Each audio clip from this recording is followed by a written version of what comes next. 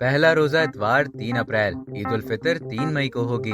رویت ہلال research council رویت ہلال research council کے سیکرٹری جنرل خالد اعجاز مفتی نے کہا کہ ملک میں پہلا روزہ اتوار 3 اپریل، عید الفطر 3 مئی کو ہوگی۔ نئے چاند کی پیدائش 1 اپریل کو دن 11:24 پر ہوگی۔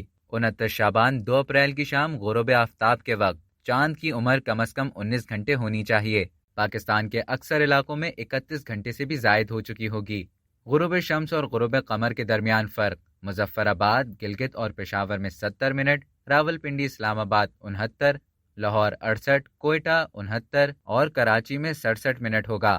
جس علاقے میں بھی مطلع صاف ہوگا، ہلال کی رویت بآسانی ہو جائے گی اور رمضان المبارک کا آغاز اتوار 3 اپریل سے ہوگا۔ شوال کا چاند ہفتہ 30 اپریل اور اتوار 1 مئی کی درمیانی رات 1:28 پر پیدا ہوگا۔ 1 مئی 29 رمضان المبارک کی شام غروب آفتاب کے وقت نئے چاند کی عمر پاکستان کے تمام علاقوں میں 18 گھنٹوں سے بھی کم ہوگی۔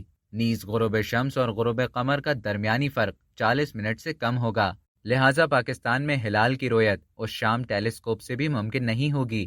اس طرح 1 شوال المکرم یعنی کہ عید الفطر 30 روزے مکمل کرنے کے بعد منگل 3 مئی کو ہوگی۔ اب تک کے لیے اتنا ہی۔ مزید اسی طرح کی معلومات حاصل کرنے کے لیے ڈیلی جنگ کو سبسکرائب کریں اور بیل آئیکن پر کلک کریں تاکہ تازہ ترین ویڈیوز کا نوٹیفیکیشن آپ کو بر وقت موصول ہو۔